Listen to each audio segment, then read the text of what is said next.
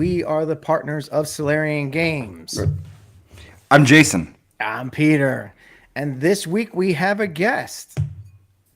Rory, you want to introduce yourself? Yeah, hi. I'm a guest. I'm Rory. I play RPGs and I run them sometimes too. Yeah, we invited Rory on this week because, as you all know, I was missing a couple of weeks ago. I was at a GaelCon in Dublin. Had a great time. Rory was the first person I met at the convention and made me feel like I'd been there for years. And I was so happy to be welcomed like that. When I left GaelCon, I felt like I had half a dozen new friends. It was one of the best conventions I've been to. So in honor of that, tonight, instead of bourbon, I'm having a Smithwick's Red Ale. Nice. And I'll pour that in a moment. But then also, to commemorate my Irish trip, I've brought a Freddo. Oh, Nice. beautiful. I saved one Freddo from the trip, so this is my treat for tonight. And if anybody wants to know what they are, don't even look them up. Just go look for Garen Noon. Look for Garen Music, the TikToker. Look for his rant about great. Freddos. That's all you ever need to know about them. All right. Hey, so this week we're going to talk about the Golden Fez Awards that are coming up. We're going to talk about Captain Midnight and the Satellite Dead. Dark Space Sci-Fi Rules for Shadow Dark is on the horizon. We're going to give a little bit on small/micro games, whatever you want to call them. And we're going to talk about WotC re-registering Dark Sun, maybe. And then we're going to talk about GaelCon. So, All right. Welcome to Kick the us show. off. Kick us off, Peter. Yes, sir. All right. So the first story is one very near and dear to us because we run it. It's called the Golden Fez. It's in honor of our late friend James Carpio. He passed away a little over a year ago. We did the Golden Fez last year in his honor. And we're going to return again this year. It's going to be an annual award show. And so the nominations are open right now. So if you want to nominate a game you like or your game, doesn't matter, go to goldenfez.com and put in your nomination. They're open until December 31st. You can win awards, or whoever can win awards, such as the Holy Hand Grenade for Best New Game Mechanic or Pick Up and Play Award for Easiest Game to Learn. Velvet Smooth Award. The one that I think is most named after James is the Velvet Smooth Award. Yes, this one has James written all over it. Velvet Smooth, because he was Velvet Smooth. And that is for the best design and production. Then there's Hack the Planet, which is for the most unexpected idea. Then the Bucket of Blood Award for the best combat rules. And of course, we have Game of the Year. You got to have one of those. And then, I realized, because we talked about this last show, the Everlasting Fun Factory Award, I forgot. We actually didn't do that one last year. But we didn't. Well, we're going to do it this year. And this is right. For so a game that was published prior to this year, because all these have to be a game made in 2025. Yeah. So, well, it didn't last year. It's because we were very lax about the whole it had to be made that year because it was our first year doing it, and we just wanted to celebrate the best games that were new. Some of them were a little bit older than new, but we just loved them. Although the one that won the Game of the Year, Outgunned, was, I think, brand new for 2024. Yeah, I believe so. But we're going to be a little bit more strict about them this year. But there is the Everlasting Fun Factory Award. If you have something you really love, I don't care if it was made in 1961. Just, right. That would be really interesting if an RPG was made in 1961. Where did you find that? That didn't exist. Right. And so we don't have to have product. You don't have to send us product or anything. PDF is perfectly fine. If you want to send us product, if you need to, that's fine. It's not going to give you a heads up. Just take it, just make sure you wrap it tightly in $20 bills. Yes, right, absolutely. It doesn't give you a leg up at all because we are big supporters because we're indie game designers. We're big supporters of indie game designers. And they just don't, as an indie game designer, you don't have a ton of money to be sending out copies to multiple people and stuff. I'm looking at you, the Ennies. Right. PDF is perfectly fine. And Yeah. Brian, no, you cannot nominate Top Secret because anything made by Solarian cannot win. That's a little bit of a conflict of interest. We cannot win any of our own awards. That would not be Although cool. I will say that even though we are not eligible for winning because we help run this, so it's us and TotalCon together that do it. The judges are not just us. We have a panel that's a lot of other people. We have a very fair judging method that involves scores and math and spreadsheets and yes, lies. I don't know. Right. But and we don't put this out for this is not a popularity contest either. It doesn't go out to the public. No one else can vote other than our judges because we didn't want this to be like people just like, oh, well, more people voted for me, in the audience so that, I win because I'm more popular. That's not. And also we don't ever want to have a sad puppies situation. No. So, oh God, no. Oh, God. Rory, do you know about the sad puppies? I don't know, actually. It made me laugh, so it sounds like it's in the back of my head. Well, I was just thinking about it. I hadn't thought about it for ages, but because one of the guys at GaelCon is promoting getting Worldcon to come back for 2029. So, Worldcon, they've got the Hugo Awards and all the other things. A few years back, this actually might have been a lot of years back, maybe even like 8 years ago. But because time flies. It does, like a banana. But the Hugo Awards are voted on by the public and nominated by the public, et cetera, et cetera. And so a bunch of like right-wing extremists brigaded them and only nominated like really, really reactionary, messed up stuff and voted for it so that they would win. And then when they were blocked from winning because the committee said, you guys didn't cheat exactly, but you brigaded basically, then they said that can't happen. And somehow they called themselves sad puppies because they didn't win. I don't even remember, but the point is, so it's like the evil version of Bodie McBoatface. Yeah, exactly.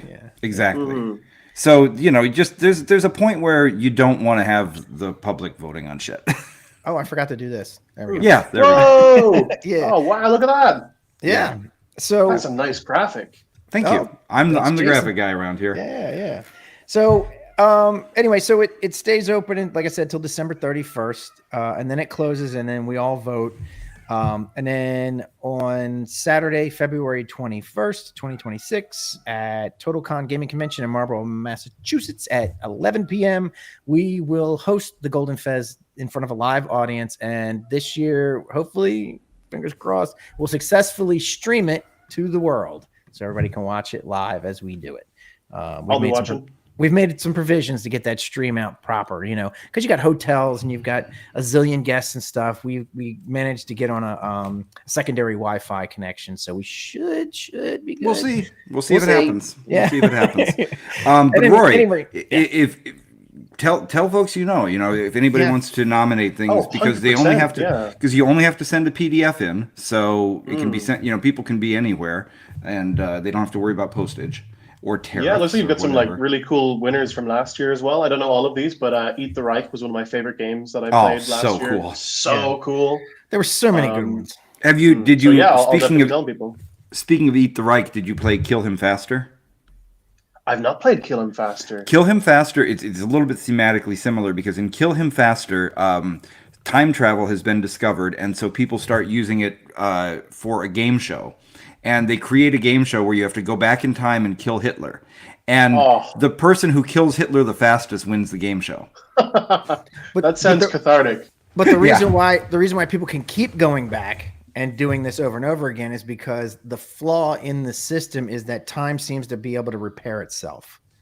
So so you can never do it for real, but it's at least fun to do. Yeah, something to that effect. Yeah. But you gotta love the idea of a game show where you see how fast you can kill Hitler. So, Chet in the chat, Chet says, "I hear a kitty crying." That did make it on the thing. So my cats are dogs, and they want to bring their toys, and they want to play fetch, and they especially want to do it if they think I'm on a call. So at some point, I might go over and just throw the toy. They have dog toys because they're very big cats. So go to goldenfez.com and nominate your favorite games for something. Especially if they're about cats. Yeah, cats works. Yeah, cats are good. All right, Jason, this one is very near and dear to your heart because you're so close with these guys. Oh, Oh, there it is. Look at All that. right. Okay. So this weekend, another one of my favorite game conventions. I'm just going to say this. All my game conventions are my favorite game conventions. Yeah, there you go. Except for Thank this you. one that I won't talk about. Anyway, no, this was a great one. So this was, I think, was it the second or third year for Arcane Con? Maybe just the second. You sure? Well, I've been going since Brian started it. It's a relatively small convention up in Northampton, Massachusetts, which is one of the coolest towns you'll ever be in. And so a lot of our friends were there, including Joey Royale, the creator of Weird Heroes of Public Access. And Rory, I told you about him when we were You at did. the convention. What was the game Yeah. you were telling me about that made me bring him up? I think it was one of yours. I think it's the game that I run. So I've never written the system down, but to have a bit of fun at conventions, I run like a serialized, not serialized game where every session is meant to be a film and a fictional like slasher franchise called The Bogman. It's like a total ripoff of Friday the 13th and Nightmare on Elm Street and all these things. And you get the players involved talking about like, okay, what are the budget restrictions? Does the director change halfway through? Like talk about all the framing and how the costumes suck and all that kind of thing. And it makes it really, really fun because, sometimes you don't know what you're going to get when you're running a little con game. You don't know who's going to show up. So having a really, really like throw everything at the wall, get up into it. I really, really enjoy that kind of playing with the medium a little bit. So this is right up my alley. This sounds so, so cool. Oh yeah, and so it's been out for a while, but the hardcover just came out this year, so it's going to be nominated. I've seen already a couple of people have nominated it separately for an award, and I can't decide, but I'm telling you, I love it a lot. So Weird Heroes of Public Access, for anybody who doesn't know, although I think a lot of folks know now, basically you play public access television hosts in the town of Fairhaven, and the topic of your show influences what kind of powers you end up having. Right, so it's really kind of comes right out of the old tabloids in the 1980s that would have like Mothman and Bat Baby and all these other kind of things. And so the latest one, this is just came out. Joey had it for the first time. It was 1 day old. Captain Midnight and the Satellite Dead. And I hadn't noticed it immediately because I was running around so much, but I put up a photo from the convention and somebody commented on the photo, "What, Captain Midnight and the Satellite Dead? What is that?" So I had to run back and buy it. And so Captain Midnight and the Satellite Dead, in this, the town of Fairhaven has become the center of, a very X-Files kind of world. So television satellite has been hijacked to protest encroaching corporate saturation. But then X-Tech piggybacked on the signal to install untested mind control codes, which of course ended up creating zombies. And those are the Satellite Dead. So Captain Midnight is the one that's out hacking everything, and the Satellite Dead are what results.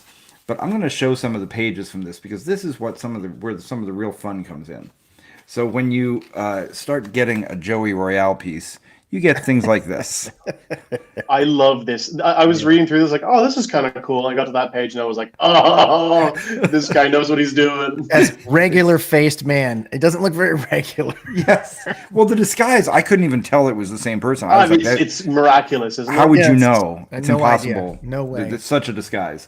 Some great chances for things to happen in here, such as, where is Captain Midnight? He could be in plain sight, but in an elaborate disguise, or he could be in the XT holding facility. He could be heavily armed in his cabin in the woods. The satellite relay might be inside of his torso. It might be at the pipe organ at the Pizza Piper Pipes and Pandemonium.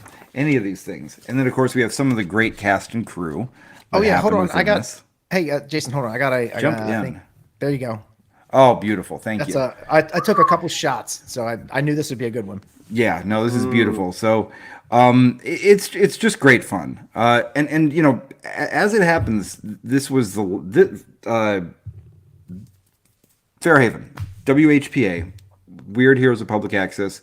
We mentioned with the Golden Fez, it's in memoriam of James Carpio. This was the last game he ever played. This was the last one, and it was such a good time. We all had such a blast playing that game, which makes the game even more dear to us. But if you ever see it at a convention, get in the game. It's going to be a ton of fun. It's great when Joey runs it, but so many people are good at running this, and I think people should be running it themselves. So this is just a shameless plug for the latest in one of our favorite games. There's one thing. There's a page I didn't put up here, but I want you to go to, Jason. Go to the that right there.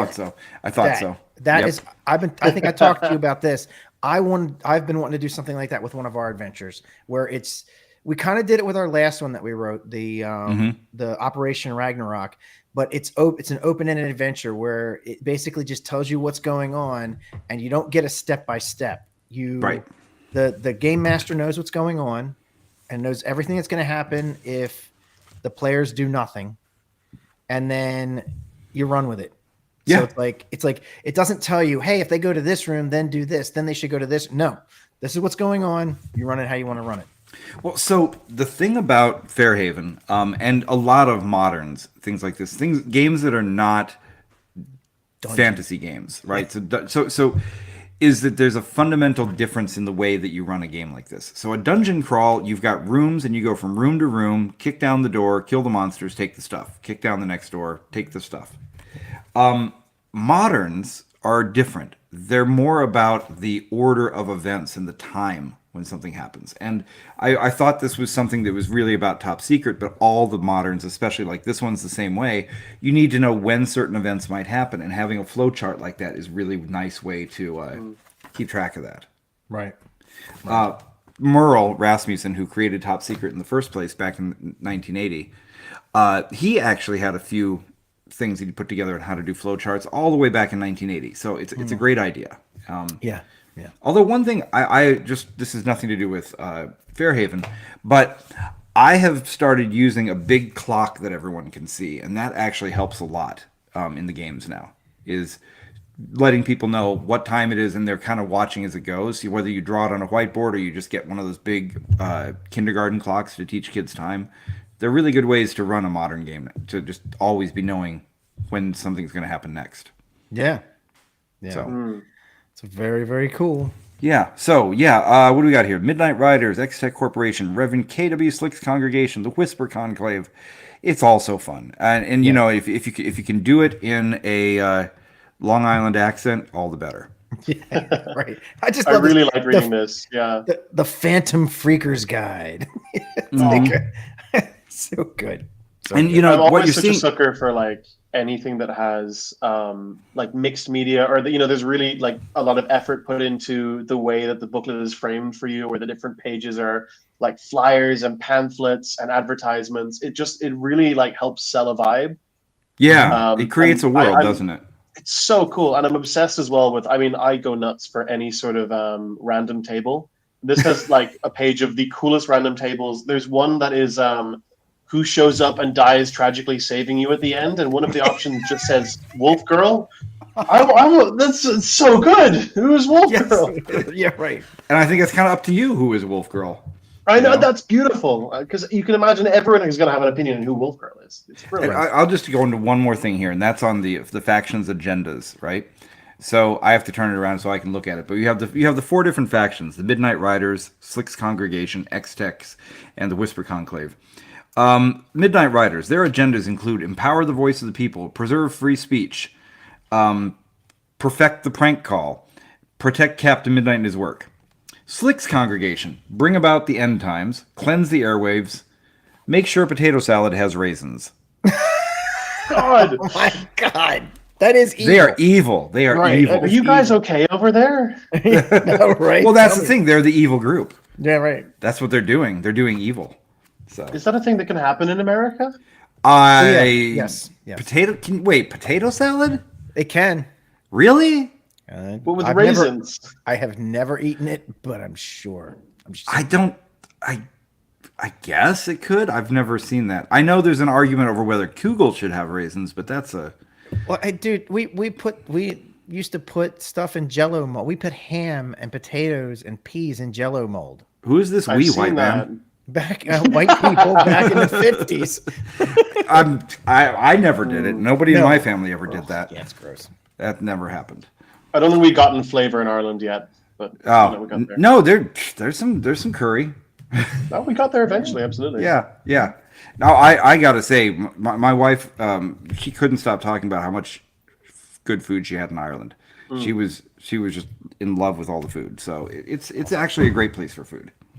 We get food culture in a very interesting way. We kind of get like waves. Like everyone in Ireland will get a hankering for one type of food at one time. Like I remember when I was like 15, it was burritos. So like a million burrito spots opened, and then survival of the fittest. Most of them died out. Now only the strongest are there, and it's happened since then with like bubble tea, with donuts, with so many things that are probably really popular everywhere else. They'll just appear. There'll be like 20 of them in the same 5-kilometer radius. And then they'll have like a horrible bloodbath, and 3 or 4 will stand remaining.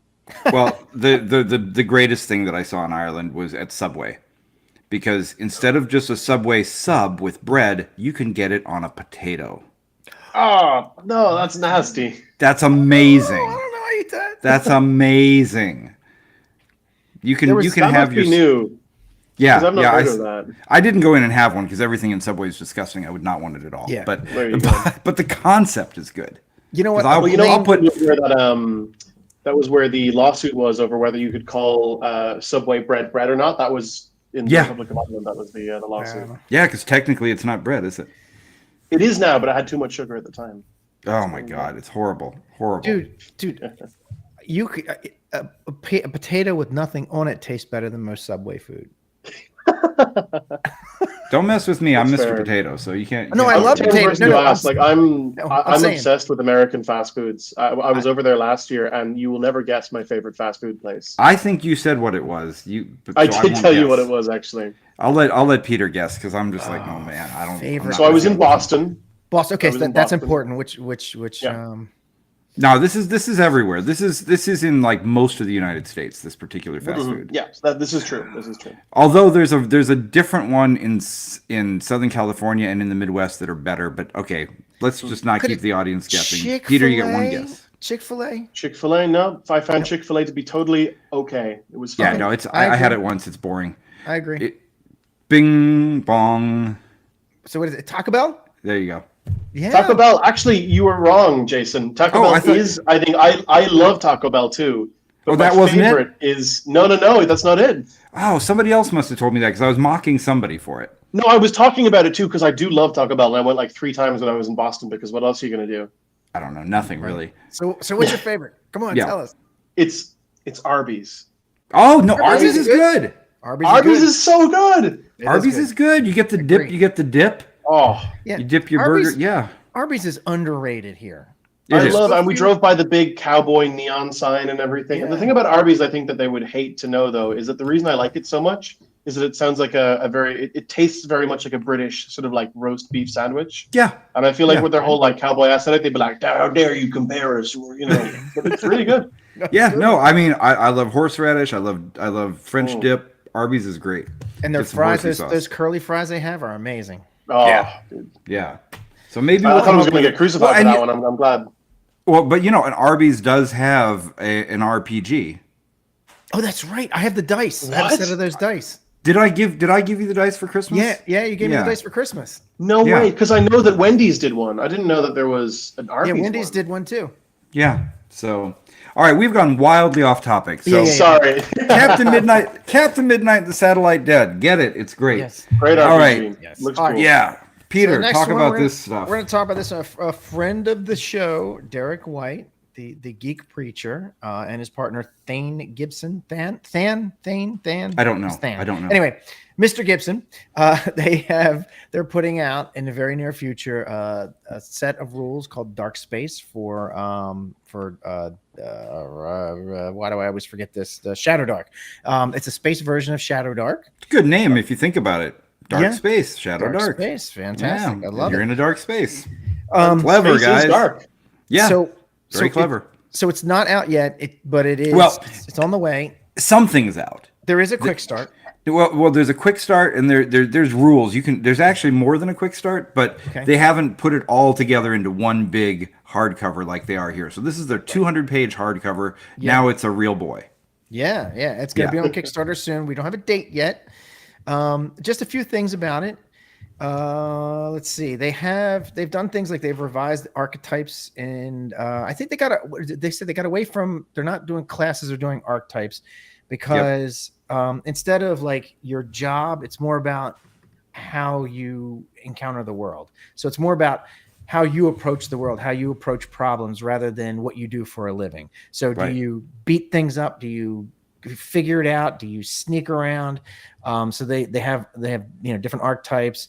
And then they have a whole bunch of like new ship classifications, new vehicles. Well, they also got rid of alignments and replaced it with something else. Yeah. I'd have to look and see what it is. It's those a were neat cool. thing. Yeah, Thought I had it in my notes here. I don't. That's okay. it was Right. something along the lines of you could be like a neutral character, and then the options were, I think, a vile character and a Motivation. like, I think character. it's called motivations. Okay. Super cool. But And then- we don't have to get this right. This is not a paid endorsement. Right. And then they have something else that's really cool is so most games focus on how you run the game, and the vast majority of them are, I guess, what we call emergent, where it's you have a game master, you have players, you do the thing. But this one also includes within the game itself being able to run it as a solo game, and then also run it as a GM-less. So it's not just one; it's all of these, right? They have rules for all that, which I thought was pretty cool. I'd like to see how that turns out. Because and the beauty of it is, I wonder if that is all the time. Like you don't have to like lock into one. Can you interchangeably do these? So the reason why I say this is like, so what if one night you're like the game master's like, look, we're not going to do any crazy adventures where we're going to have to roll a bunch of dice and run through all that stuff. Tonight we're going to do diceless because we're on a space station. We're going to have a this is going to be like a shore leave type of thing. So we're just going diceless. We're just whatever you want to happen, we'll do it GM-less. That would be kind of cool. And then like if the game master says, hey, no game this week, but if any of you want to earn a little extra XP, you can each play solo and do this adventure, and then we'll meet up next week. I just think that would be really cool to have those options. That's an awesome thing. I really like GM-less games. I think they're one of those sort of like, I need to play more of them. But I've never seen one of these RPGs where it has an option to be GM-less. Like I found that all of those games are kind of like you have to design them from the ground up so that it functions that way. So it's really interesting to see how that'll play out. Yeah. To have something you can tack on to your ongoing RPG. Such a cool idea. I hope it works. Well, Chet in the chat says that he got a signed copy at Gamehole, a beta book. So maybe if Chet plays it, he can tell us how the GM-less sort of thing works. Yeah. But I mean, other than that, that's all we know about this. I mean, you can learn all about this if you go to the Kickstarter page. Just look up Dark Space, and it'll come right up. Yeah, they've got over 550 people waiting for this to launch. They don't need our help. So here's a few. That's right. I forgot. I included a few graphics. So this is again strong archetype, right? Yep, oh, nice also, art. what's really cool. The aliens or species that you play is not like completely designed for you. You can just make one up on the fly. You can say, I want to play like one of their examples was, I want to play like a slug alien type thing. And you just say, well, it is a slug alien type thing. Right. And then you pick a certain few things and that's it. You got your character. So I thought that was pretty cool because that would reflect, if you can travel throughout the galaxy, you would have thousands and thousands of aliens. There's no way you could make them all up. If there's life on any planet outside of Earth, then there are thousands. It's either just Earth, unless Star Trek is right and it's the panspermia. Yeah, but at any rate, so I thought that was kind of cool. Yeah, but if it's panspermia, it makes it way easier to cast for the movie. Yeah, that's true. All right, our next story is Jason. All right, micro RPGs, or let's. I'm gonna. What the hell? We'll start with Cage Mage since you have it up. So, I will say this weekend, somebody came by and dropped off a little game with me called Lich's Plot, which is one of the ones I'm going to talk about. We can start with Lich's Plot. Yeah, let's start with Lich's Plot because this is what he dropped off for me. So, Lich's Plot, I just love the concept of this because liches are very long-lived. You could functionally immortal, right? Maybe they die after thousands of years, but after all of that time, and I'm going to read exactly what it says here because, eons have passed. The world has changed. Long forgotten are the days of villainy and conquest. You were once an immortal evil with mastery over life and death, but now you find yourself in a quiet, empty world. There's no power to seek. There are no kingdoms to conquer. There's only your fellow undead, your pride, the need for connection and growth. So come, take up your pruning shears and enter a world of competitive gardening. Yes. Oh my God, that's awesome. That's so good. Oh. It's so good. I should have given you some of the photos. People were playing it right behind me, but it's great. The mechanics just rely on a standard deck of playing cards. It's a little bit like 21. He did have some dice with it, but you're basically you're trying to grow the best flowers and swap them and do them in a very lichy way, and it's the whole thing fits on a page. It's beautiful. Yeah, awesome. And so after he gave me that, I'm like, you know what? There's more micro RPGs. There's more small games to look at. And so I just ran around to everybody at the convention. I said, okay, what's your smallest RPG? Let me see it. And so go anywhere you want. I'll follow you on the photos. Let's go with Dead Trees. All right. And Well, the Silly first. Goose. All right, so Silly Goose, I just love this one. So Silly Goose Magic Academy. Now, this is an RPG that fits on a sticker, which is great. You can stick this to your whatever you put stickers on. And now it is cheating a little bit because there's a couple more rules that are on the website. But basically, the idea, this is the sort of thing you might play on a long trip with somebody else, right? You're on a long train ride or a car ride. And instead of playing I Spy or the license plate game, actually, I guess you don't play the license plate game in Ireland.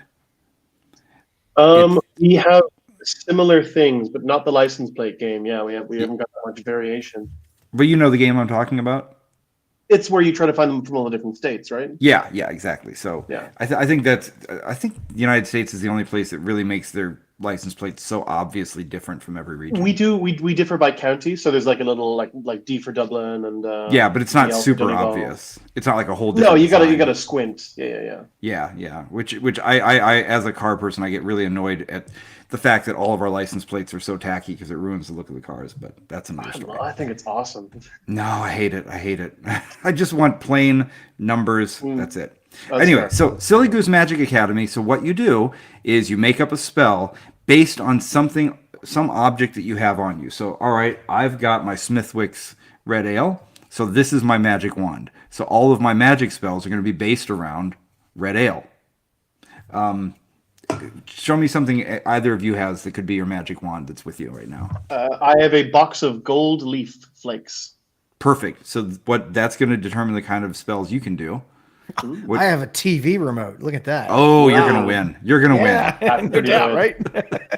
So you figure out a spell based on the thing you have, and then since you don't have any dice, what you do is you and another player each make up a number from 1 to 3, subtract them, and then that determines whether you're going to succeed or not. And you just go through basically playing with your spells that way. Super simple, right? We have Dead Trees. This one's beautiful. This one encourages you to use real books. So instead of rolling dice, you flip to a random page and point to a word without looking. No. And you know, that's actually got a lot of history behind it. Because back in the day of play-by-mail war games, when people, this is before any of our time, but this is like the 1960s, 1970s, no internet. People wanted to play a war game by mail, and they needed a way to roll the dice. So what they would do is they would agree to look in the newspaper and to look at, I think they would usually use like the stock market because everybody had the same things there. And you would take a look at a particular place and you'd say, what's the first number? That's what the die roll is for the day. Oh, wow. That's awesome. So it's kind of like that. So yeah, you're a librarian for the dark arts. To roll dice, you flip to a random page, point to a word without looking, and then do a bunch of things to get the number. And then you can't use those words again.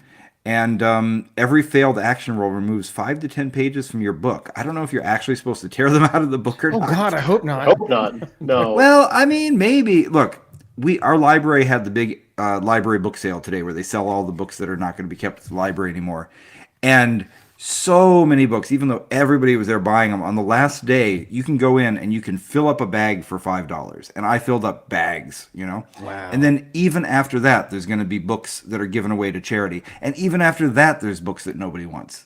Not every book is sacred. You can tear pages out of a book. Yeah, I mean, how many books are printed a year is ridiculous. I mean, it is absurd. Pick a Bill O'Reilly book. Tear pages out of that. There you go. All right. What are the games we have up here? Because I want to get to some of the ones that Rory has got to talk about too.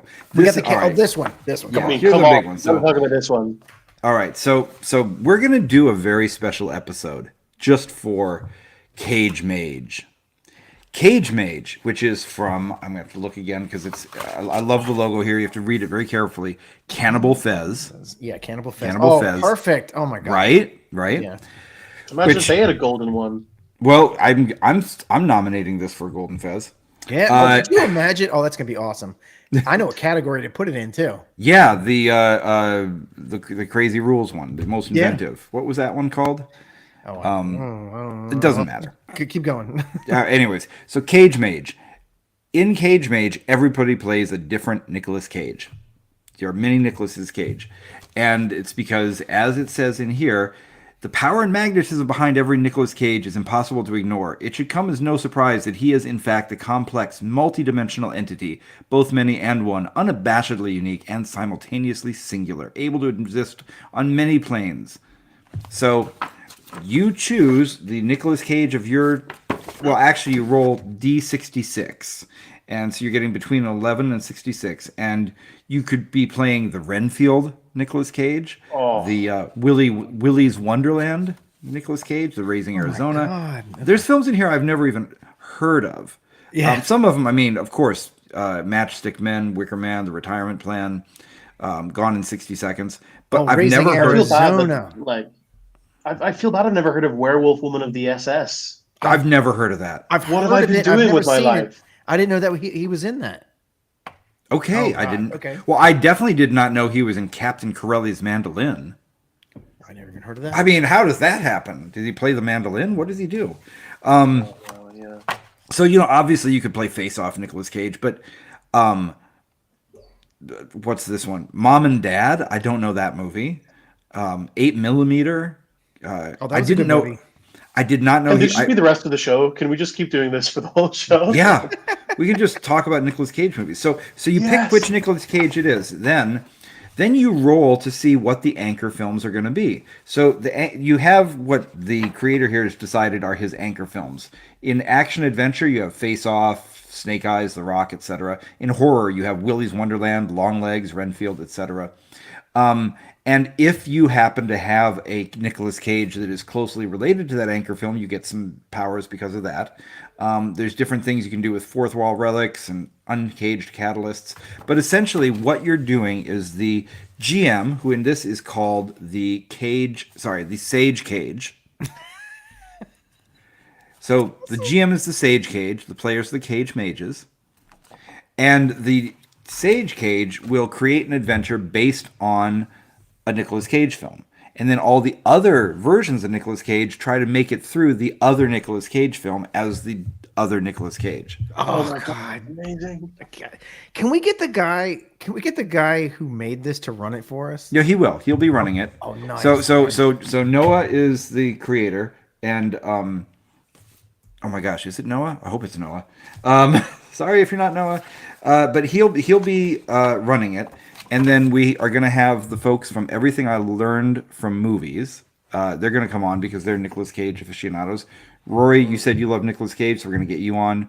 Love him. If we have any other Nicolas Cage fans that really know him, let us know. We'll get you on. We're going to do this in the next couple of weeks. We'll try to do it early in the day. Yeah. So, can't wait. Rory, you've got some micro RPGs to talk about. Yeah, micro RPGs are something I'm very passionate about, actually. So before I ran GaelCon, we'll talk about that for sure.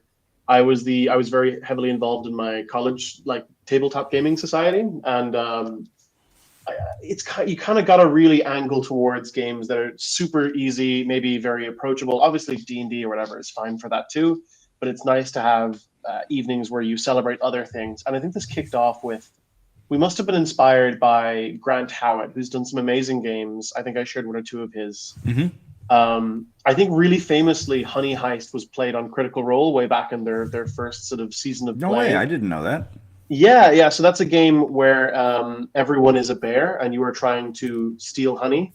And I believe the two stats that you have are criminal and bear. So everything you roll is either a criminal ability or a bear ability, and you all have different hats. and you've got to try and rob the honey from like a different location. And Grant is an absolute monster for these. He writes so many. A very famous one is called Crash Pandas, where everyone plays as a raccoon trying to collectively drive a car. Yes, I have a copy of that. He's fantastic, and it really took off in our university. I'm sure elsewhere as well, just because it's great to sit down and play with them.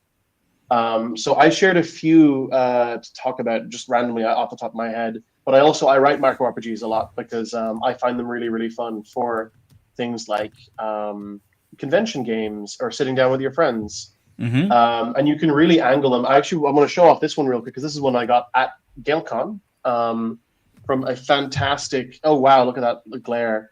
There we go. There we go. And it's called Lichcraft. And that's a second Lich-based RPG. The premise for this one is that it's 2069, and the Tories have been in power in the UK since 2010.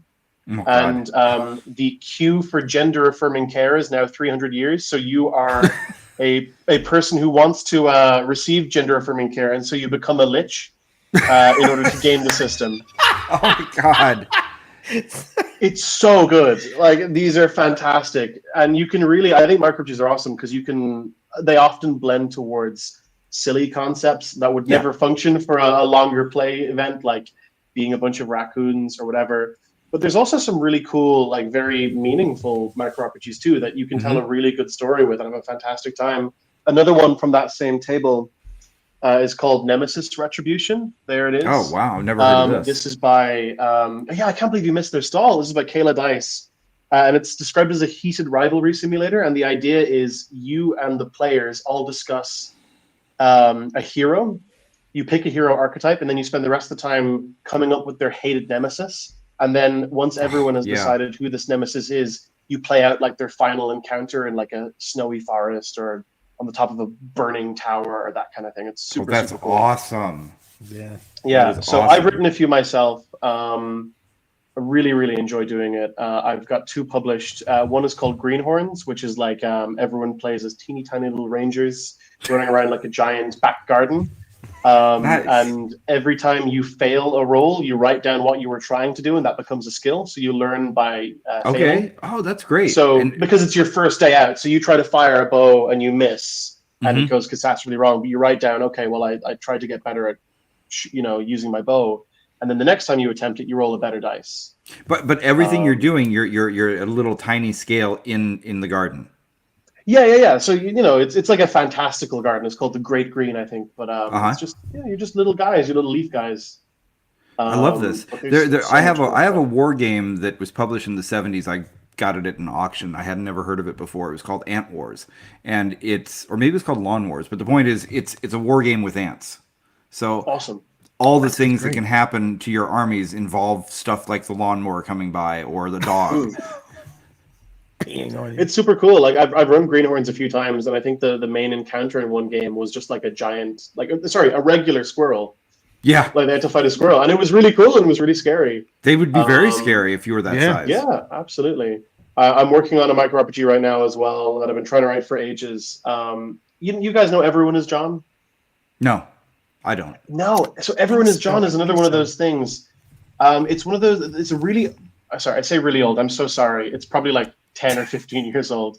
That's pretty old. That's pretty old. Okay, sweet. Okay, good. And the premise is everyone is John, so everyone is a voice competing for control over the mind of this guy named John, who's like crazy, and he hears voices. So it's a fun idea, but it kind of plays on some, pretty overdone stereotypes about schizophrenia or whatever. So everyone and their mother has tried to rewrite it. So I have a version that I've been writing called Vegas Robot Ghost Adventure 1959. In which everyone plays a ghost who died at this casino and can never leave. But the Atmet Corporation has brought a giant robot in to like show it off, and the ghosts can poltergeist it and possess it. So every ghost competing for possession of this robot to see if they can slip in perfectly like a metal pair of socks and escape forever. Oh, that's awesome. Yeah, that's a really good way to do it.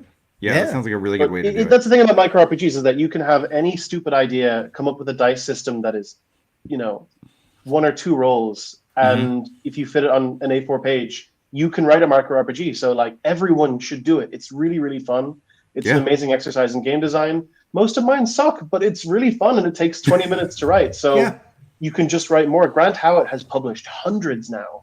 Wow. And that's why he's known, not because he's written the best ones, because he keeps writing them until he gets to a good one. It does it's a work good like lesson that for- sometimes, doesn't Yeah, it? in general. Yeah. Absolutely. In life, yeah. Mm. I got to imagine as a game creator, it's probably a good exercise, so that you can practice, keeping things minimal, because like as game designers, we tend to go crazy with stuff, and then you try to play test it, because I've done this many times. I'll come up with these great rules, and Yeah. and you put them to the table, and you're just like, oh my god, that was way too complex. What the hell am I doing? I got to scale that way back, like big time. Matter of fact, our game More Blood, which is going to come out early spring, I think, that has been scaled back like multiple times. We've run it at conventions, play tested the hell out of it, and I keep basically just trimming it down, and it's good now. We're good, we're solid. But honestly, I think you could easily boil Top Secret down to a business card size game. If you just said, you've got 2 types of skills and there's difficulty. Decide what those skills are and roll those dice. You're done. Yeah. That's the game. I mean, you did get it down to 1 page. Yeah. Well, 2 technically. Well, 2, but I mean, still, it's but I'm saying, like, I could simplify it even further. You don't need, if you're going to do it in the micro RPG spirit, where you're just getting together and you're not going to spend a bunch of time thinking about all the different stuff. You're just going to say, let's tell the spy story, and I want to have some skills in it. Then just let everything else flow off of the experience. Let people say, I've just found a pair of binoculars in the bushes. Fine, you did. Yeah. And you can be like, literally, like, what skills do you have? I'm a hacker. I have whatever skills a hacker has. Okay. Yeah. That's your skill. It's great. Roll that It's dice. awesome. Skill. Yeah. Yeah. So, people who are listening and watching, if you've got some cool micro RPGs, throw them in the chat or tell us about them. I think we'll keep on talking about them on the show. Hell, we can nominate it Definitely for Golden should. Fez. There you go. Right. Well, you know what? We can still do this if we want to. Let's open up a new. Let's do it. We got to do it. All right, we're doing it. We got to come up with a name for it, because we don't just name our award categories the usual way. So we'll have to come up with something that has to do with things being small. Yeah. The Lilliputian Fun Award. I don't know what it'll be, but we will create a new category for this year. We've still got time. Specifically for the only rule for this will be that the game must fit on a single sheet of A4 or letter paper or smaller. Yeah. And no putting everything at one point. Well, fine, do that if you want to. You just won't win an award. Honey, I Shrunk the Dice. You know what? If they do that, they won't Wait, win. what did you say? Honey, I Shrunk the Dice? Yeah. All right, that's the name of the award. There you go. Honey, I Shrunk the Dice. Oh, Honey, I Shrunk the Dice Award. I'm on the WordPress admin page right now. I'm updating it as we speak. So, Heck yeah. Hey, so if you're watching the show, you just saw one of the awards get created. That's awesome. so That, good. that Honey, I feel so powerful and good. That was fantastic. All right, let's go to our next story. All right. Before the show goes way too long. All right, so Dark Sun. So this is really interesting. There is apparently the trademark for Dark Sun. Don't make me do another trademark lecture. I got you. I will not shut up about it. The trademark, yes, I'm trying to avoid. The trademark claim was filed on October 13th, 2025, and is poised to replace a previous trademark that was canceled by the Patent Office in 2024. I'm going to skip this one note here, but I'm going to say this note here. Are you going to say? Okay, go ahead. I'm going to say it. So trademarks only exist as long as you keep using them, and you have to tell the trademark office every so often that I'm still using this trademark. So they got to a point where they let it lapse, and then they went back and they picked it up again. And I just said it's a good thing there wasn't a Justin Lanasa sitting around ready to steal it from them. Yeah. So Like terrible news for dudes in basements who should be on top of this. I mean, there should be a guy extorting this for at least a couple thousand. Well, that's the good thing is that since you read the whole history of what that was all about. Since somebody already did try it and ended up getting sued for $1 million by WotC, I think they've made their point. Don't try this, dum-dums. Maybe so. They got that Hasbro money. Yeah. The previous Dark Sun trademark lapsed about a year ago, and this could be a simple case of paperwork, like we said. And maybe Dark Sun is coming. So why might it happen? Well, earlier this year, Wizards released an Unearthed Arcana for the Scion class, in our Unearthed Arcana, there's a Scion class and several subclasses that all but spelled out a return to the setting. So these are all things that were in Dark Sun. And they even had mentions of like Sorcerer Kings and gladiatorial fights and Preservers and Defilers. So this is all stuff, as I understand it, really plays into Dark Sun. However, it might not happen because, Jason, you could speak to this because you're very passionate about this and you understand. Well, why might it? Why should it maybe not happen? All right, so I mean, maybe it will, right? So they're keeping the trademark alive for certain, so they have to do something with it, right? So the fact that they re-registered it doesn't mean that they can just keep having it. In order to keep a trademark, you do have to at least show that you're doing something. So at the very least, they're going to have to go and take the old Dark Sun stuff and sell it as a PDF online or something. They have to do that legally. But, are they actually going to revive the line? I think a lot of people who are saying that they think it will, it's a little bit of wish casting because maybe people just love Dark Sun. I've never played Dark Sun. Yeah. But I know its reputation for being a very grim, post-apocalyptic kind of, hold on. You guys talk for a second. That's fine. I got it. He really wants me to come to you. Yeah. So it's crazy Those guys because love Dark Sun. It's crazy because it sounds like a game I would love. Like I love this kind of stuff. I heard Gladiators. I heard, and the picture looks awesome. Like this is right up my alley. I can't believe I never played this. I think it has to do with the fact that I quit playing D&D before Dark Sun came out. That's how old I am, by the way. Well, I want to tell you that I started playing D&D after Dark Sun came out. Yeah. So we make up, there's this dark period in the middle where no one knows what happened, but I guess Dark Sun came out. So I never played it, but it really seems like a game I would play. Like it sounds really cool to me. Yeah, I mean, from all I've heard, it is a very cool setting, right? And there's a great meme that has all the different settings shown as movies, and they show Dark Sun, and it's just a broken down old beat up car with rust and blood all over it. But here's why I think maybe it's not going to happen, is because when TSR was in their final stages, they kept on creating new settings, new worlds. And the idea was with every setting, there'd be something for everybody. And so they would sell more and more copies of D&D, right? Because if there's more settings, there's more stuff to play. The trouble was they never really did the math. And it turned out that every time they made a new setting, people would get really into that setting. And so, they would play all the Dark Sun players would get together and buy all the Dark Sun stuff. But they wouldn't buy the Greyhawk stuff or or Forgotten Realms or any of the others. So what they were doing is they were splintering their audience, and they were essentially competing against themselves. What they basically did, they ended up making like 11 different versions of D&D by making 11 different settings.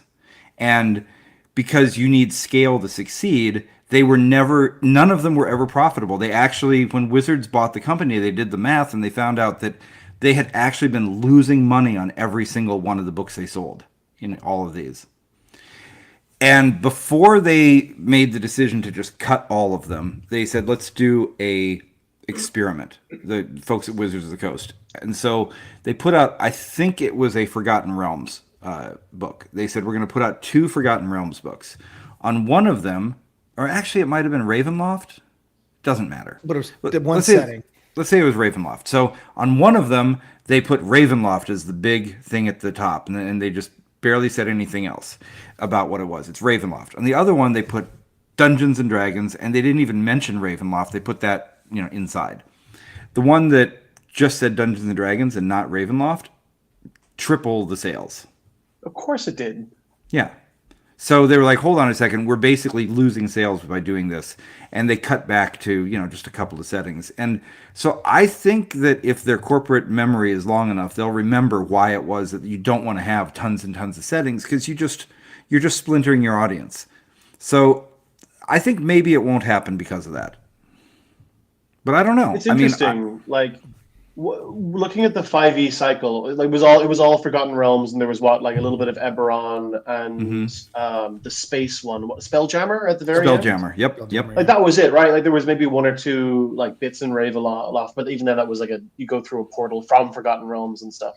Yeah. So I mean, well, everybody had to go through Planescape to get to all these different things. And you can jump from one to another.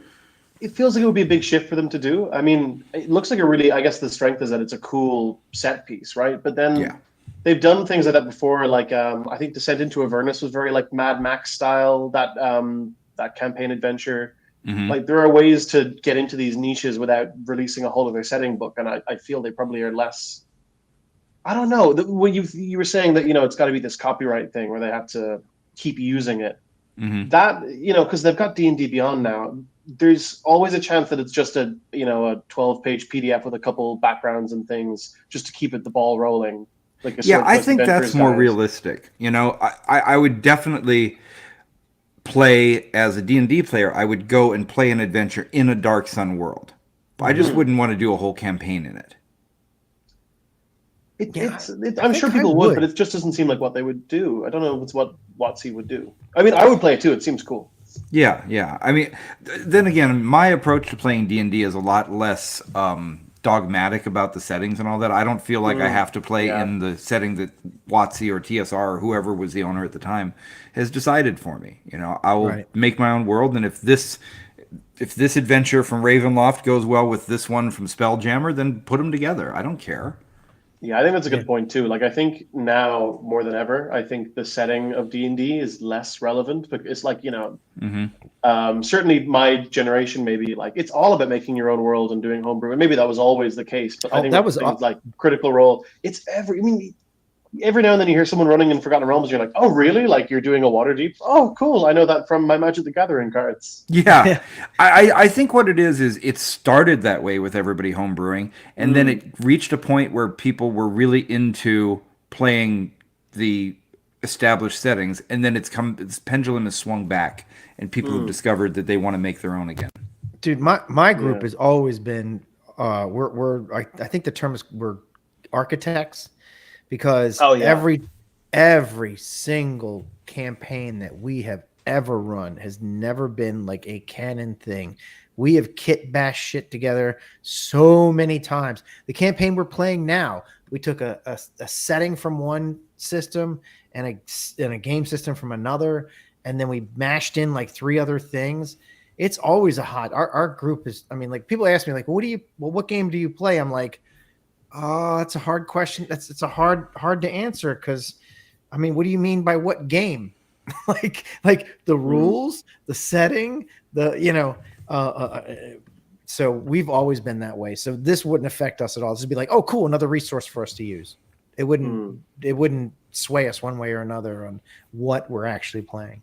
Yeah, right. And I don't mean to rag on this either. I don't mean to oh, Dark Sun looks lame, because it looks really cool, and I don't want to say that people who do run in these settings are somehow less creative or whatever, because it's really awesome and they're some of the most fun adventures.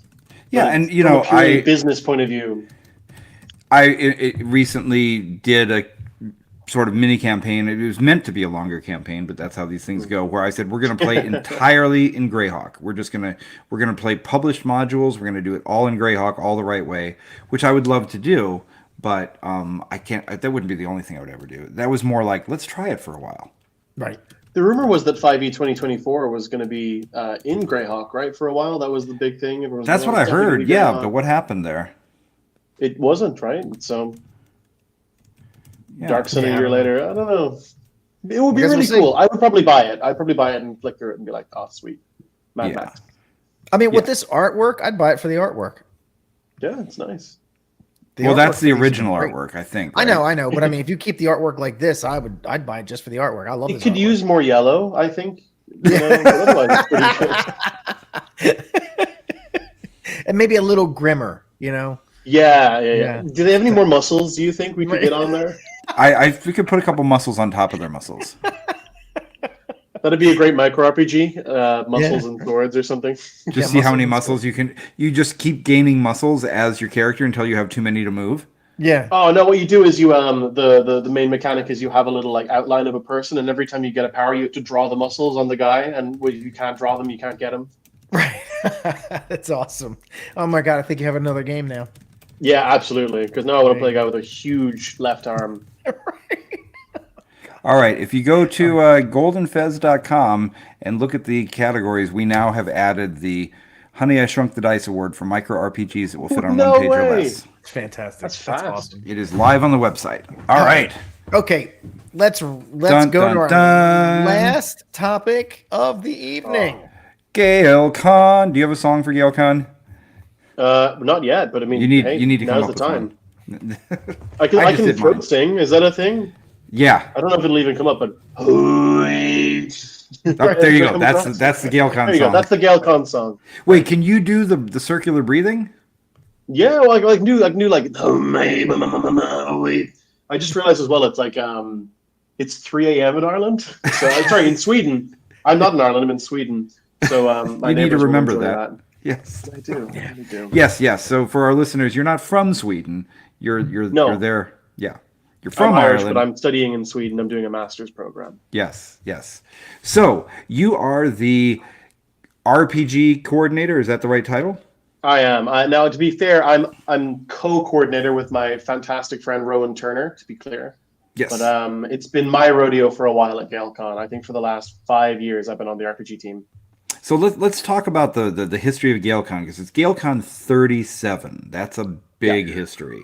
Tell us a little bit about the convention as a whole. Yeah, how it fits into the overall scene of Irish game conventions.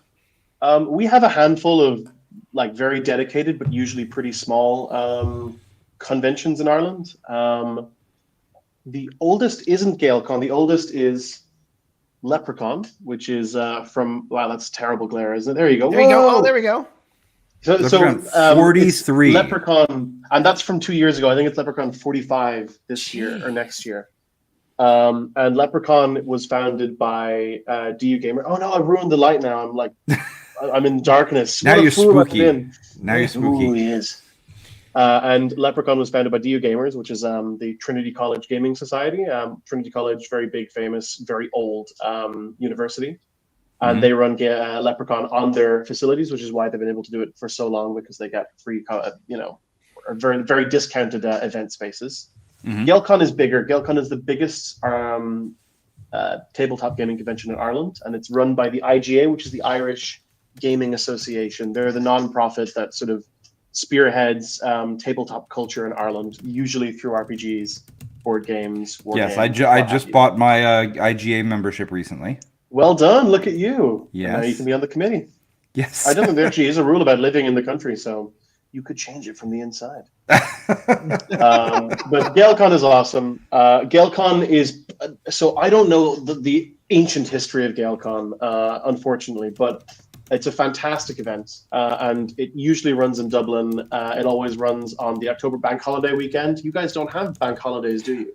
No, I've never really been able to figure out how to compare them to anything in the U.S. What is a bank It's holiday? like Arbor Day or whatever, but if Arbor Day, the bank's closed and you couldn't withdraw money or whatever. It just basically, it's a federal holiday. It's kind of like calling it that. It's a federal holiday. Yeah. Okay. They're interspersed throughout the year to give you a long weekend, right? So they're always at the bank holiday Monday.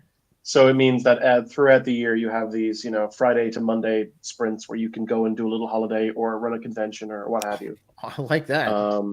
Yeah, it's really awesome. It's always next to Halloween too. We've had a few GaelCons happen on Halloween. We're not as much cosplaying as I like to see or costuming, but sometimes the LARPers do it, and that's always fun. And it's the biggest convention. It hasn't really reached the peaks that it used to have before COVID, as I'm sure is the case for you guys too with cons over in the US. It's just it depends. I mean, I think they've bounced back pretty hardcore here. That's good. Yeah, and we're doing that too. Yeah. But yeah, for me at least, I've been involved. My first GaelCon was GaelCon 2021, which was entirely online. That was super lame. Oh yeah, that happened know, here. I hated that. but it was better than nothing, right? And it was Honestly, mostly I was suited to fine with things like, nothing. I was fine with yeah. nothing. I've Well, done a couple of the GaelCon, virtual conventions, and it just felt like I was at work. Look, I'll tell I you. totally feel that.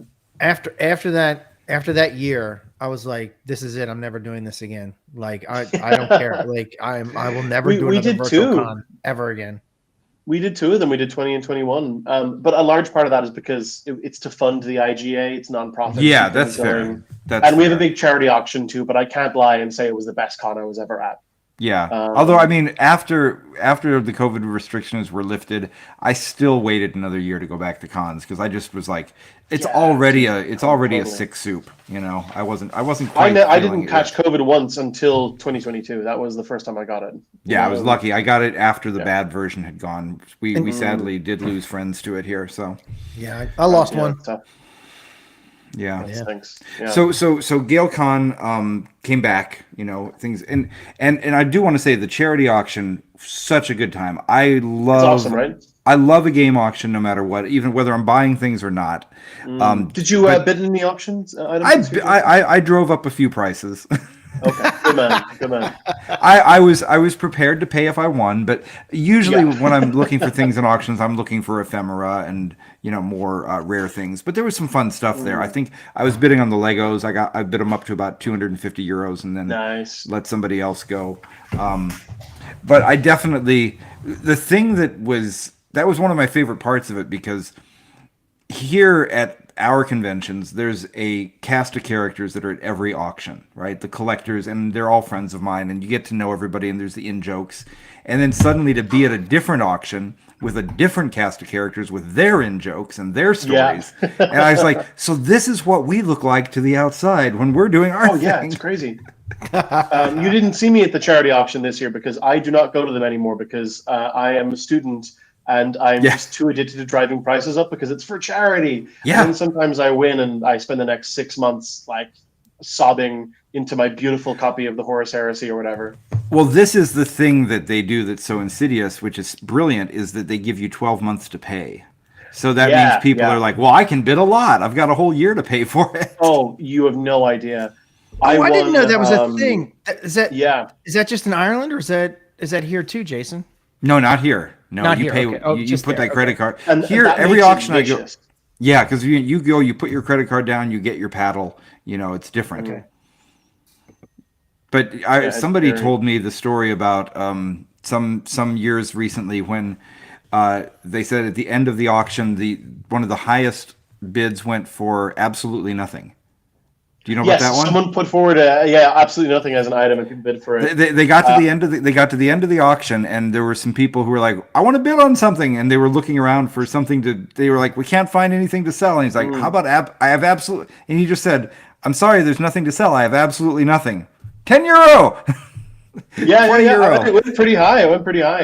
Yeah. One of my best memories from GaelCon was my first time being at the charity auction. There was thousands of euro bid on like a random stuffed toy, like a Squishmallow or something. And it was like the first item of the entire auction. And it was kind of to warm people up. And it went to like 2,000 or 3,000 euro. And it was so cool. Is this just because people wanted to give to charity? Like people just, it's for the thrill of the game. Have you ever thrust your hand in the air and said, 420? It's glorious. My problem is I'm cheap. I'm a very frugal person. I grew up pretty poor, and for some people it goes the other way. For me, it went to the very frugal way. I don't like gambling. I don't like. I won't gamble, but I'll give money to charity. But I won't. No, gamble. I'm just saying. I'm happy to give money to charity when I have it. Obviously, I'm fine with that. Yeah. But it's just like when it comes to like money and chance, like I don't do eBay. I don't do any of that kind of stuff. For some reason, I'm super averse to it all. Even though I make good money, I make decent money. The funny thing is that there's also this weird emotion that takes over at an auction, right? When other people are watching you bid. So yes, you want to give the charity, but there's something about placing a big bid on an item in front of everybody. It's the thrill of the hunt. It really is. That's why I don't go anymore. Maybe that's what it is. Maybe because of, growing up the way I did, that actually makes me feel uneasy. Like I don't like that feeling. Yeah. Whatever that feeling is. Well, it's not a great. It's So it's this, not a this- rush for me. Well, this auction's a great time. It was a Sounds lot of good. fun. Sounds Yeah, good. well, I'll tell you what, dude. What you need to do is you need to start offering lots to the auction, because then you get the joy of watching people bid on something that you've offered up. That I would love. That I would love. It's That awesome. makes me... And you can bring anything. If you have an old RPG book from 20 years ago that you don't think about anymore, it will be someone's treasure. And whereas maybe at a bring and buy table, they'd drop a $5 on it. They'll go nuts for it if it's on Jason, stage. So we think about absolutely... that. You know what we need to do? We need to make sure, because I know we're getting very low on the Gygax #1. We need to save one for next year's auction. I don't know that anybody knows about it in Ireland, though. Really? Okay. Oh, they know about Gygax for sure. Yeah. Right, but not Gygax magazine necessarily. So No, but if you say what it is, people will go nuts for it. yeah, that was actually the thing. I was a little bit hesitant because I started to shout out something to the... What's the auctioneer's name again?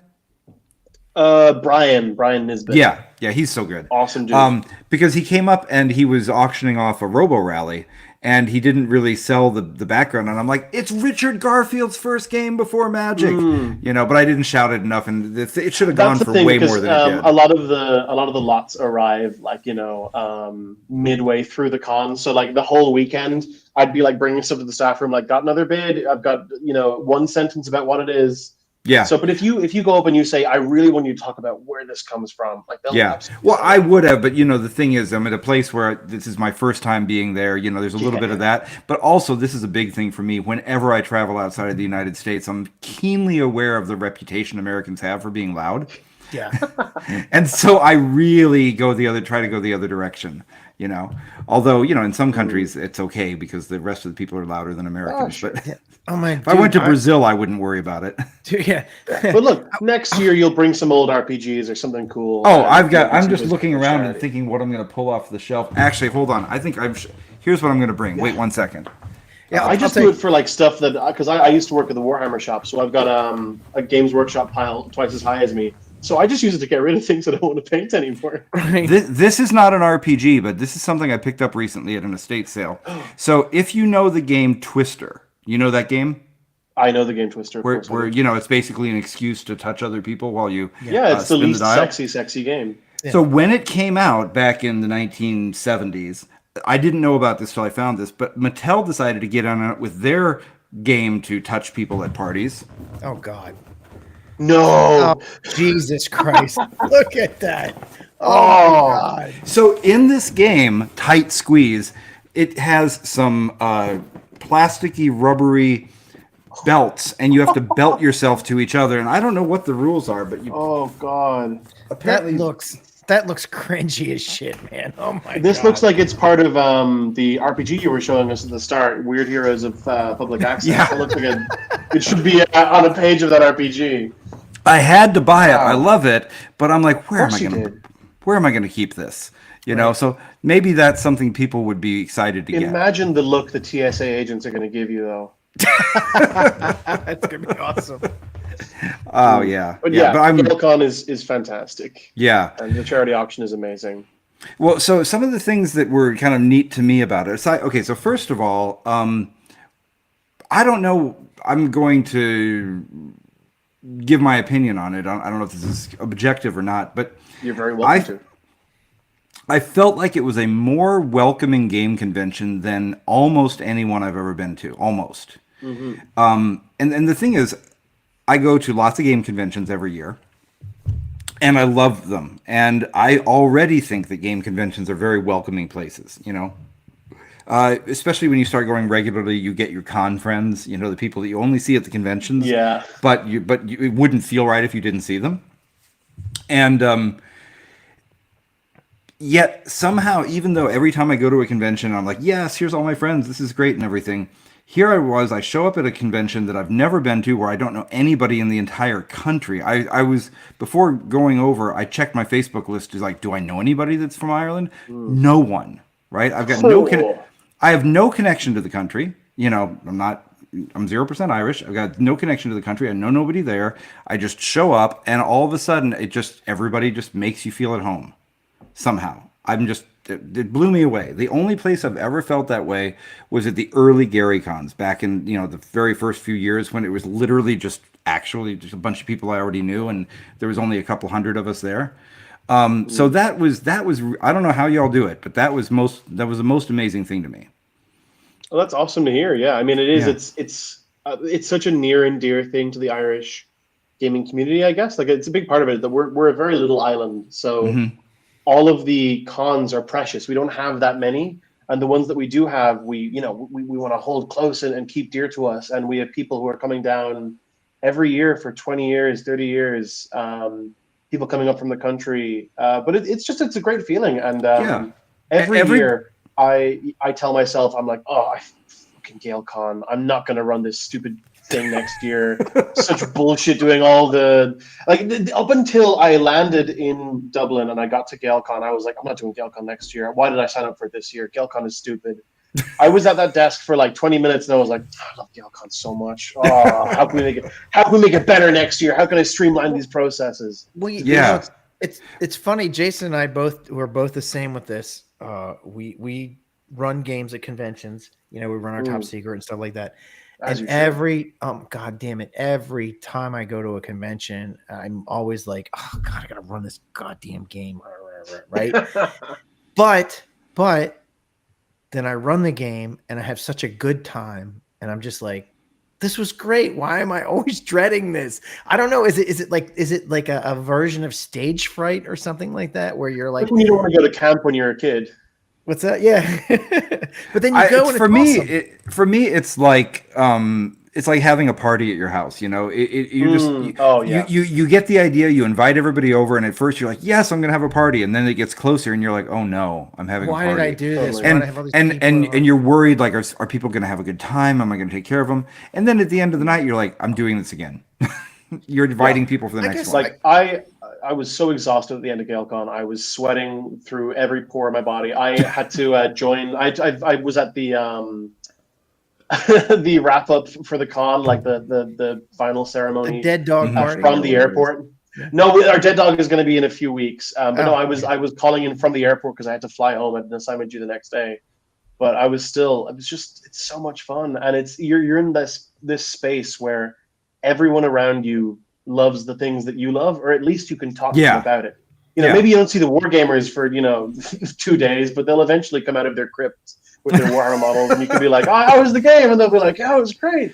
Yeah, I mean, that's the thing. Every game I played, every single player at the table was there and fully invested to have a great time. And this was the interesting thing about it, because all the conventions that we go to here, they're always run on tabletop events. People sign up and they register for the games they want to play months in advance.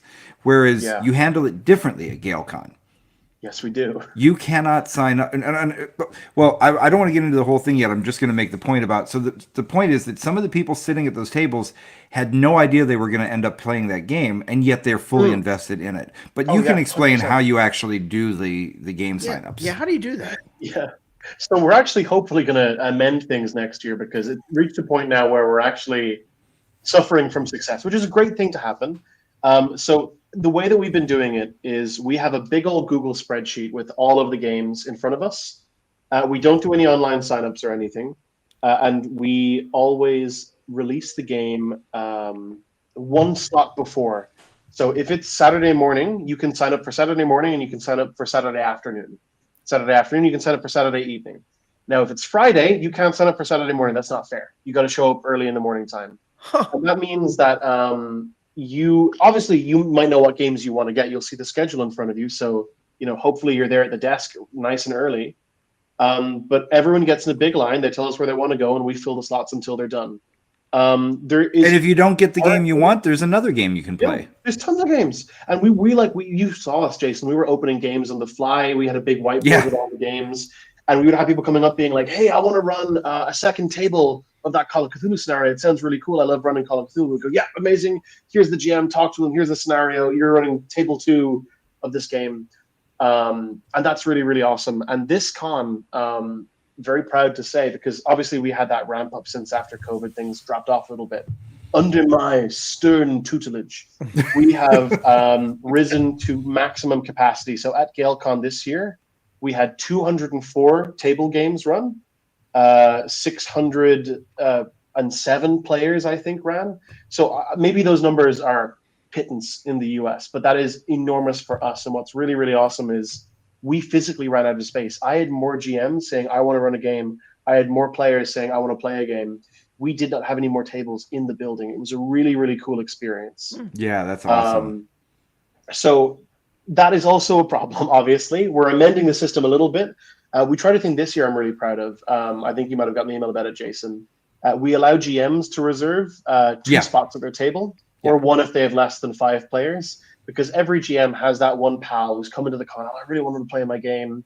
And if they miss out at the desk, there's always a bad feeling. Or they'll come up to us and say, oh, is it okay if I reserve a game? And we kind of have to either bend the rules or tell them no. So this year we said, yeah, absolutely. Email us 2 names. They still have to pay, but they're on the list. So you can get, a couple people in. And that was a really, really successful thing this year, because I have like one group of like 10 people where all they do is they go to GaelCon and play in each other's games at the different slots, and then they go home. Yeah, well, hopefully they have other people that they don't know playing the games too.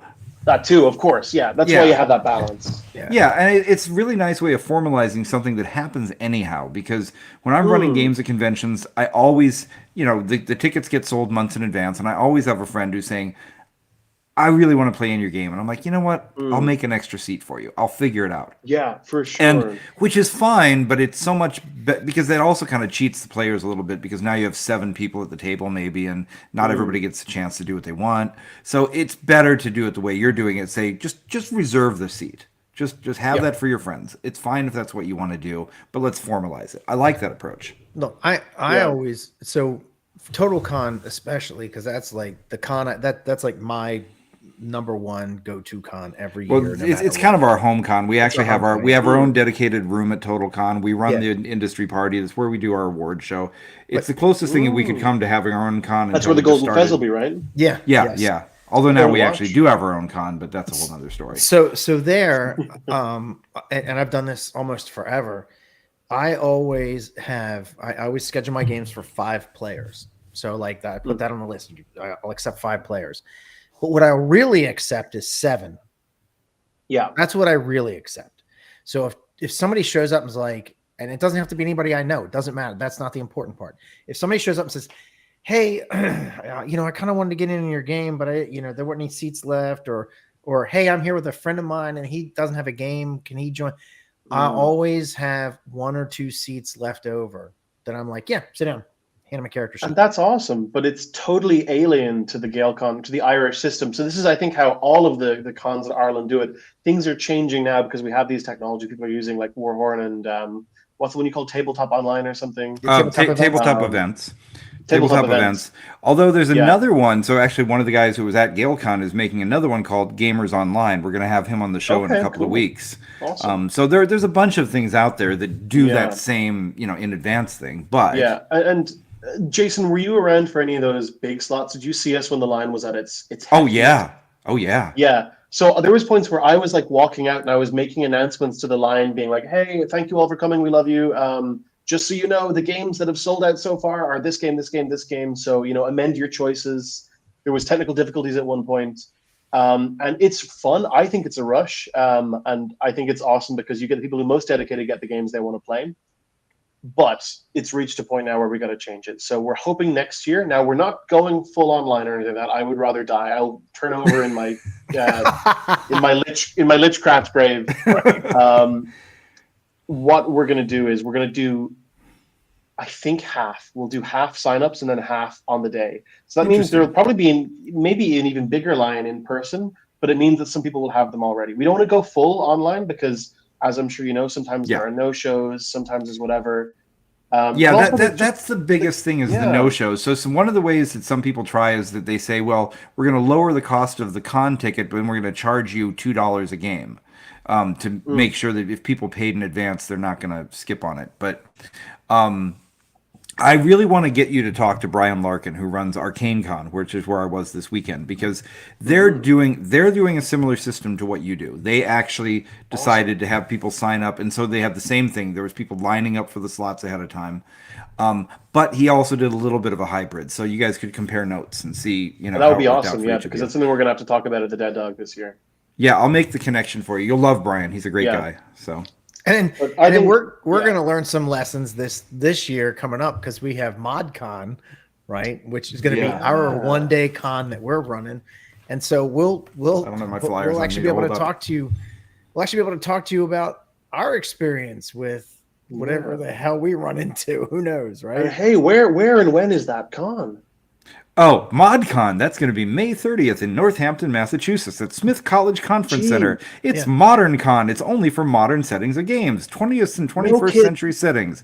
Can you believe it? I'm overwhelmed. My whelming has been exceeded. Yes, Oh, you got nice, no room for whelm. Yes. Yeah.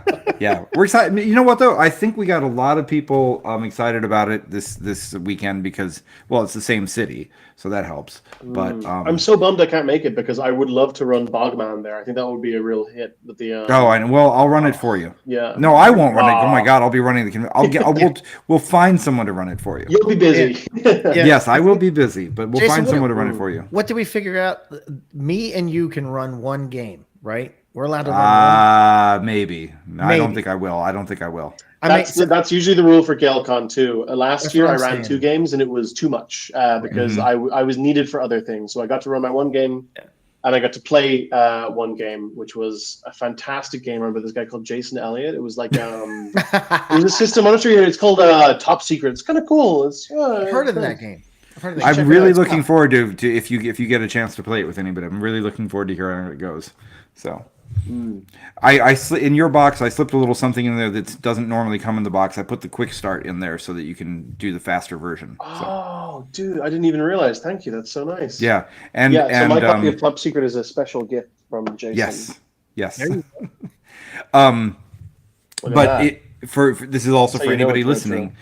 When you go to topsecretrpg.com, we have free downloads, and then one of the things you can download for free is a quick adventure that you can run in a couple of hours called Sleeper Intercept. It's all set in New York City, so it's a good way to run that if you just want to do something. That was the quick shorter. start adventure? Oh shit, that's right. Yeah, that was actually the free one off of the website. You sly dog. I forgot. That's what I ran for you. So yes. Wow, that was a good game. Yeah. It was really, really fun. Yeah, because the one that comes in the box is very involved. It's a big it's about an 8 to 10 hour game, I would say. Right. Whoa. And if you run it right as a GM, you can have a huge explosion. Yeah. So. Good. It's great for if you bought the game and you want to run it with your home group. Like maybe you can do it in a night, but maybe you can do it in 2 nights or two different nights or whatever. Yeah, but Sleeper Intercept would be great for a con. Yes. Yeah, I always forget which things I'm running. I was supposed to be running Damn Good Minivan this weekend at Arcane Con, and then I forgot and brought a completely different game, but everybody had fun. So. Yeah, I actually have done that once before too. I had a game scheduled, and then I got to the con and I was like, I really don't want to run this adventure. Like, I have another one that's better. I don't know what I was thinking when I registered it. And so when the people showed up, I was like, I know it says this adventure. We're going to run this other adventure. Everybody good? And everybody's like, yeah, sure, whatever. We don't care. And it was fine. Nobody cared. Beautiful. They just wanted to play a game. Actually, here, Rory, give me your opinion on this, because I was thinking about running Damn Good Minivan, and I thought, well, I don't know if an Irish audience is going to want to play this. So, but it's a game that's set in Des Moines, Iowa. So you're all playing soccer moms, and it's so American. It's as American as it gets. You're undercover as soccer moms in the capital of the most rural state in the United States, and you're trying to stop some eco-terrorists. Oh my god! From poisoning cornfields. Yeah, I don't mean eco-terrorist. No, that's actually not the right. That's not the right word. It's not eco-terrorists because they're actually anti-eco. They're trying to destroy the. I shouldn't say what they're trying to do because that's a spoiler for the game. But I was going to say that's the one problem because remember I am studying climate change right now, so No. It's the opposite. the terrorists are going to do great damage to the ecosystem. What they actually eco was the wrong word. Bioterrorists. That's what they are. Yeah. No, honestly, the thing about Ireland is that we consume so much U.S. culture. Irish TV is not very good. There isn't a lot of it. There aren't a lot of good Irish films. I'm gonna have to admit I don't like Dairy Girls. Yeah, fair enough. That's fine. That's okay. But we have a state TV service called RT, Radio Teletisch Ehren. Yeah. RT. I've been listening to RTE radio since I got back. RTE radio. This is stupid. I'm practicing my Gaelic and Your Gaeilge? Yeah. Hold on a second. Raim Gaeilge gach la. Oh. Usually gach madden. Yeah, gach Majin. Imagine. Well, see, the one I'm listening to, the pronunciations are different from every area, but August Kunasatatu, Jason, how are you? Yeah, see, I haven't even gotten that far. I'm just getting to the little bits of. I know that water is Ishka. Really basic things. What I'm mostly trying to do is to just get used to like what the fathers do to letters. And it's tough. It's really tough. Get to the point where when I see something written, I go, I know how to say that. That's my big goal. So my favorite Irish saying, so Kunasatatu is how are you? The best response, and this is like an Irish, what is it? A metaphor, an analogy. You say "Toimer muin nimwika," and what that means, it means you're having a great time. And obviously, it sounds Klingon. Someone says, "Thank you." I'm honored. He's from Canada. Well, I guess if every day is gachla, that does sound a little bit Klingon. Yeah. Gachla. No, it's true. Toimer muin nimwika translates to, so it means I'm having a great time, I'm doing well, but it translates literally to I am on the pig's back. Nice. I love it. Things are going so well that I'm on the pig's back. That would be a great time. That would be a great time, right? Yeah. I feel like we've gone down a rabbit hole. Yes, we have. Yes, we have. I feel basically, with Irish culture. Yeah. Hold on, we got. Hold on, you sent me some pictures. Let's talk about these pictures. I did send you some pictures. Yeah. So what's going on here? This is me running the first Leprechaun after COVID. So this is like Leprechaun 2022 or something like that. Fabulous time. Look at me we're all wearing our masks. We're all being very careful. Yeah. There's me with my cool 5e special edition, incredibly expensive, useless DM screen. Fabulous time there. Next slide, please. Yep. There's me playing a game you might recognize. It was a really fun game. I wonder what game that is. Yes. So there's the game for you can get that map. You can get that free on our website. Free. Can you believe it? Yeah. Nice. And that's right. You were playing the Gray Man. I was playing the most boring man ever. He was a British tourist. Yes, he was wearing like the old I Heart New York shirt and everything. It's the saying that the perfect spy could not get a waiter's attention in a restaurant. Yeah, he kept talking about his screenplay, right? That was my thing, is that I kept having him talk about his screenplay, which was like a really exciting mixture between Clash of the Titans and Seinfeld. It's perfect. Everyone's gonna watch it. That's great. What do we got next? What do we got next? This is Leprechaun as well. This is and the person on to the left of me, that is Rowan Turner, my co-coordinator this year for RPGs at GaelCon. Hi Rowan, we love you. Yeah, it was a fantastic convention. That was where I got this mug. Graphic design was on point that year. It's fantastic. Nice. But this is what a front desk looks like. So you can see we've got 2 laptops that have these sheets. We've got a cash box. We have a lot of various energy drinks, and you got a little bit of a Weird Al mustache going on there. I did, didn't I? Yeah, I was really trying to make that work. I really was. That's okay. I don't know if it is. I don't know. Yeah, no, that's okay. If you notice, I don't have it anymore because I don't. I think you need a little bit on the Yeah. I got a lot of Weird Al based. Well, if you have a mustache and curly hair, it's going to happen. Yeah, I know. We used to wear a lot of Hawaiian shirts too, so that was not. It's absolutely going to happen. Yeah. Well, so if we get you out to GaryCon, you have to bring your Hawaiian shirt with you because every year 100%. At GaryCon there's the Hawaiian shirt photo moment because you get a couple thousand people. I have a very loud shirt. Yeah, perfect. Yeah. And then what is this? This is my favorite picture. This is me as the president of DU Gamers at the Trinity College. The Society Awards, the CSC Awards. So you can see I have a Magic the Gathering card tucked into my pocket. Basically, this is I wanted to share this because this is wait, is the Magic the Gathering card, is that your pocket square? Yeah, of course it is. Yeah. Yes, amazing. Yes, that's amazing. It's a Planeswalker. I think it's Jace. That looks like a Hawaiian shirt you got on there. It is a Hawaiian shirt. It's Yes. my favorite one, and it's worn out its use now, but I loved it. And I wanted to share this because this was, people might be curious. I don't know what, how do you end up running a con? And the answer is sometimes you just get involved with a random society, organization, or community group. So I fell into being the president of DU Gamers. I was involved with them for 4 years, my entire university career, or undergraduate at least. In my final year, I was president of DU Gamers. I was working in Starbucks. I was writing a dissertation, and I had the best time of my fucking life. It was amazing. And that got me into, because I was running games for gamers. I'd love to talk about what we do actually there. Yeah, we do multi-table events.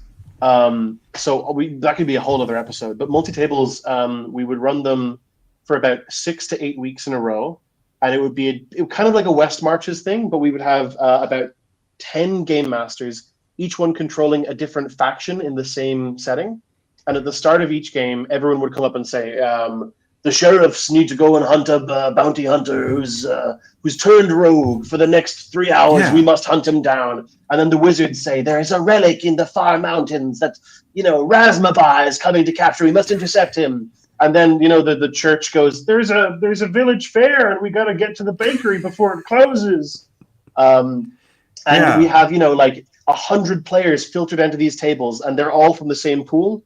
So they'll play that adventure. Then next week they will play another game, so there'll be ongoing plots for each faction. There's an overarching plot with a big villain, and it was the only way we could figure out how to run a campaign for 100 people. And it is the coolest thing ever, and it's so amazing. And that got me hooked on running RPGs. Holy shit! So you talking about that right now? I just had a thought. We're not going to do it this year because it's too late, but next year for TotalCon.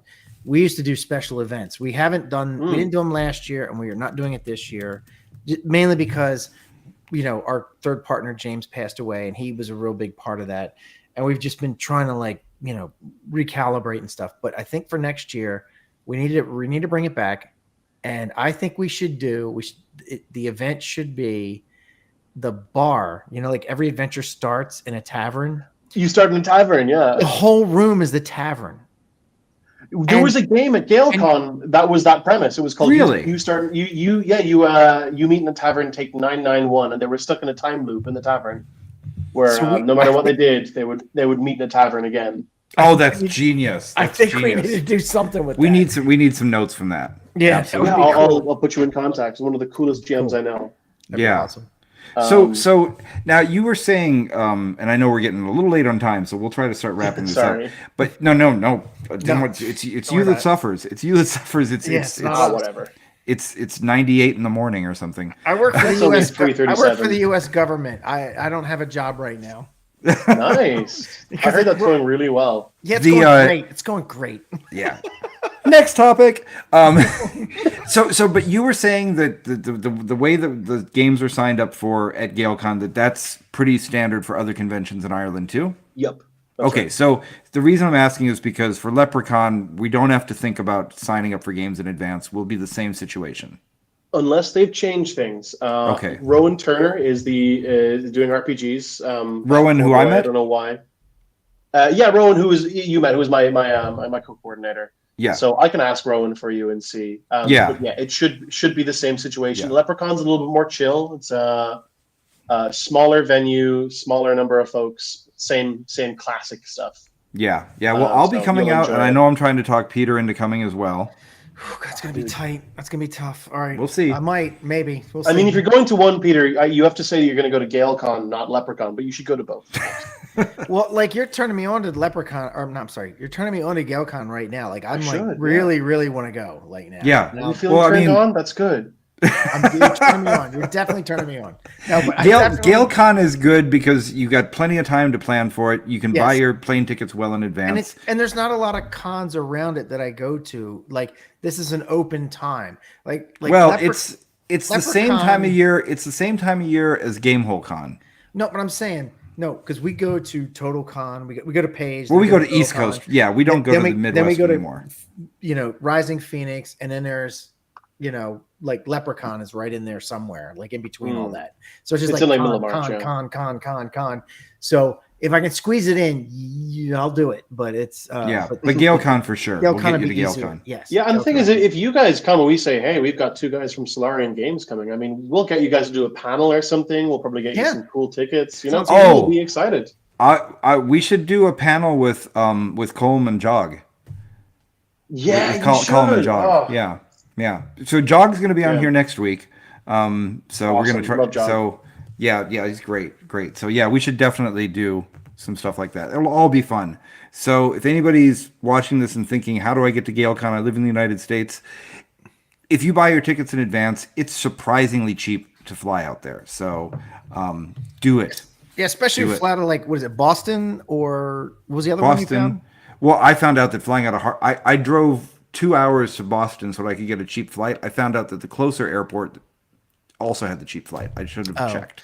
Yeah, because if you're all the way down where I am in Baltimore, it's a little bit more expensive. But yeah, we have a lot of directs. Like I was in Boston earlier this year, and I flew direct to Dublin, so that was fabulous. Like there's directs all over the country, no matter where you're from. You will be surprised. There will be a direct flight to Dublin, guaranteed. Well, I can tell you, you know, being an American, and I don't know how much of you know this relationship, but it's no shocker at all that there is a giant, like really hardcore connection between Boston and Ireland. It's like sure, yeah. Boston is like the Irish city in. Oh, America. I know. I was there. I know. But yeah. Sweet. All right. So GaelCon is great. We love GaelCon. We'll be back at GaelCon. Yes.